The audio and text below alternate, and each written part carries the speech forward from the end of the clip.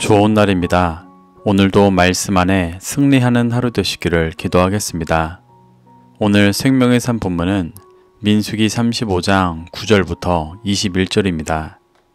오늘 본문에서는 부지 중에 살인한 자에게 기회를 주는 도피성의 규례와 도피성에 피하여도 생명을 보존할 수 없는 고의적 살인의 경우에 대한 규례를 가르쳐주고 계십니다.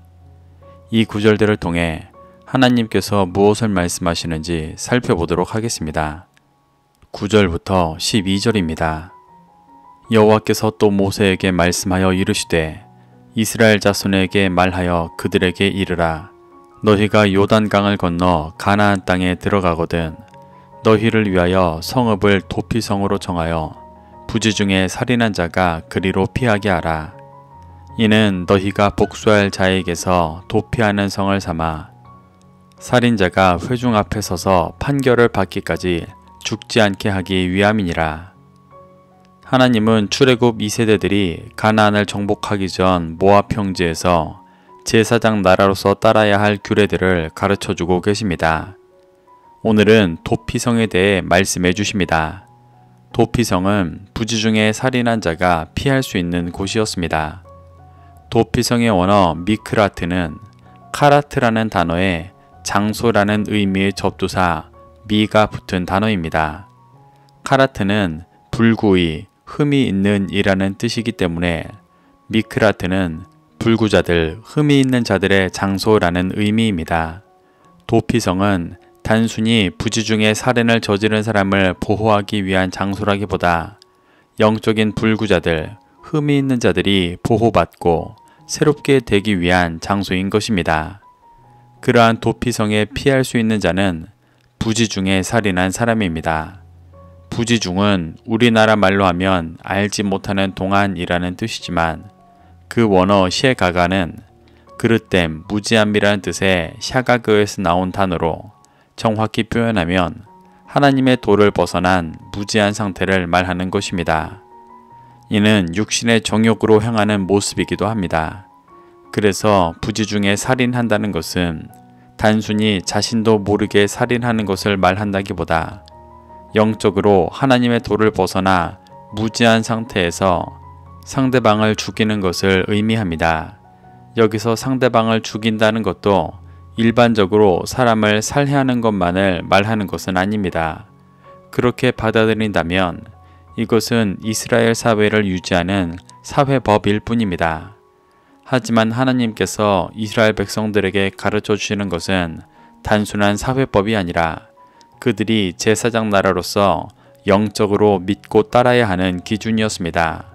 살인한다는 것은 하나님의 도를 벗어나 무지한 상태에 있는 자가 상대방 또한 영적으로 하나님의 도를 벗어나게 해 영적으로 죽이는 일을 말합니다.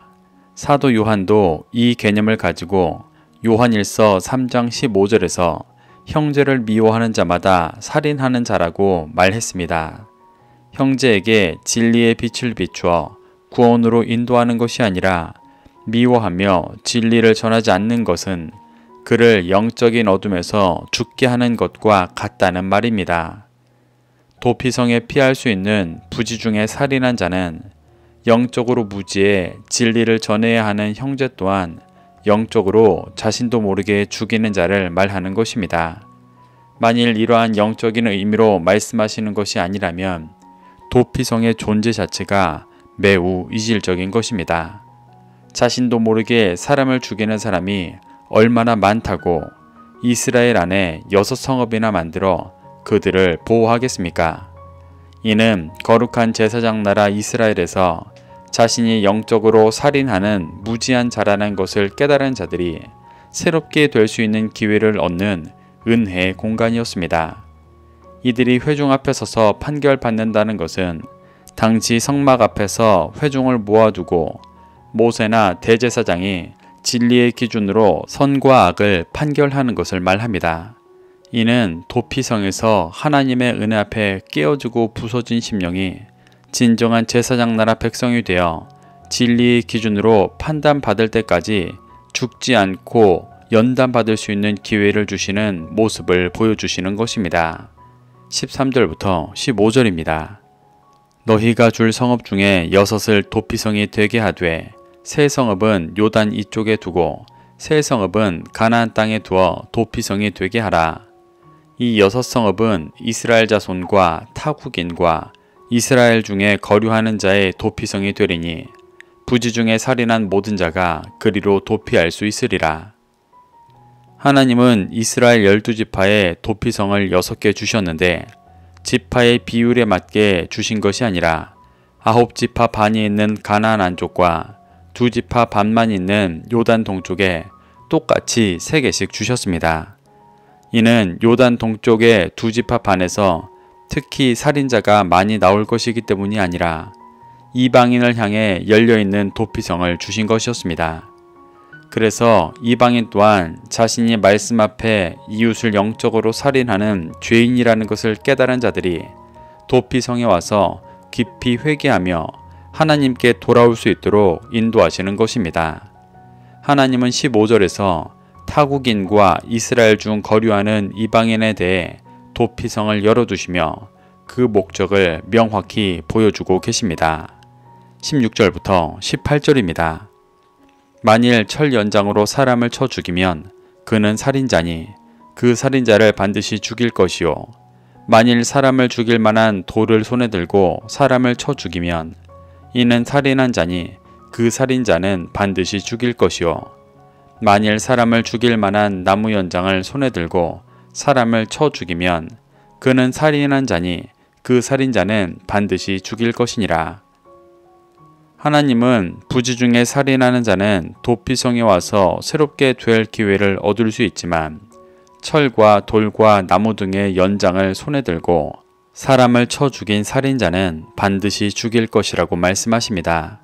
이는 부지 중에 사람을 살인한 것이 아니라 철과 돌과 나무 등의 도구로 사람을 의도적으로 죽인 자에 대한 말씀입니다.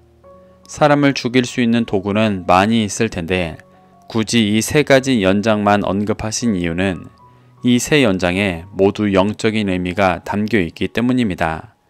먼저 철은 교만함과 하나님과의 단절을 의미합니다. 레위기 26장 19절을 보면 말씀을 청종하지 않는 교만함에 대해 너희의 하늘이 철과 같다고 말씀하고 계십니다. 이는 하늘에서 말씀하시는 하나님과 철로 막힌 담을 만들어 듣지 않고 헛된 열매를 맺게 하는 중심을 표현하는 것입니다. 그래서 철로 사람을 죽인다는 것은 하나님의 뜻을 듣지 않고 헛된 열매를 맺고자 하는 견고한 중심으로 형제마저 영적으로 죽이는 모습을 표현하시는 것입니다. 또 돌은 마음의 밭을 돌짝밭으로 만들어 들어도 깨닫지 못하고 열매 맺지 못하게 하는 영적 구조를 말합니다. 신앙생활은 이 돌을 제거하는 과정인데 오히려 형제에게 이 돌을 심어주며 영적으로 죽이는 모습을 돌로 쳐 죽인다고 표현하시는 것입니다.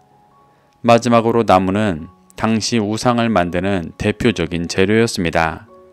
구약에서는 반복적으로 아세라 목상과 같은 나무로 만든 우상에 대해 말합니다. 나무로 살인한다는 것은 이러한 우상을 섬기는 구조 속에서 형제 또한 미혹하여 영적으로 죽이는 모습을 표현하시는 것입니다. 이렇게 자신의 죄악됨을 알면서도 회개하지 않고 의도적으로 형제들마저 미혹하여 영적으로 죽이는 자들은 반드시 심판받게 될 것을 말씀하고 계십니다. 19절부터 21절입니다. 피를 보복하는 자는 그 살인한 자를 자신이 죽일 것이니 그를 만나면 죽일 것이요. 만일 미워하는 까닭에 밀쳐 죽이거나 기회를 엿보아 무엇을 던져 죽이거나 악의를 가지고 손으로 쳐 죽이면 그 친자는 반드시 죽일 것이니 이는 살인하였음이라. 피를 보복하는 자는 살인자를 만나면 죽일 것이니라. 19절에서 말하는 피를 보복하는 자는 살인자에게 죽은 피해자의 친족으로 보복을 할 수 있는 권리를 가진 자를 말합니다. 하나님은 그 친족으로 하여금 도피성에 피하지 못하고 의도적으로 살인한 자를 죽이라고 말씀하십니다.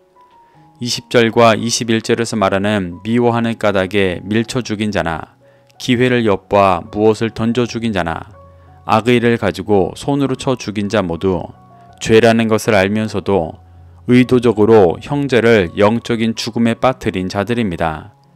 하나님은 이러한 자들은 피를 보복하는 친족에 의해 반드시 죽어야 한다고 말씀하고 계십니다.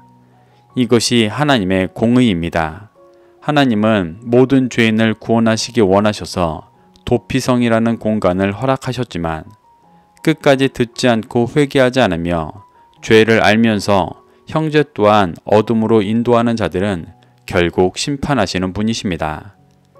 이렇게 하나님은 가나안을 정복하기 전 모압 평지에서 하나님의 규례들을 듣고 있는 이스라엘 백성들에게 도피성 규례를 통해 진정한 제사장날의 모습을 보여주고 계십니다. 우리는 이러한 말씀 속에서 교훈받아 예수 그리스도라는 도피성으로 피해 날마다 자기를 부인하며 열방의 빛을 비출 그리스도인으로 새롭게 되어지고 있는지 돌아볼 수 있어야 합니다. 죄라는 것을 알면서도 듣지 않는 자들은 결국 심판받는다는 것을 기억하며 말씀으로 새롭게 되어져 진리의 빛을 비추는 그리스도인 되시기를 축복합니다. 오늘도 이 말씀을 심령에 새겨 승리하는 하루 되시기를 기도하겠습니다.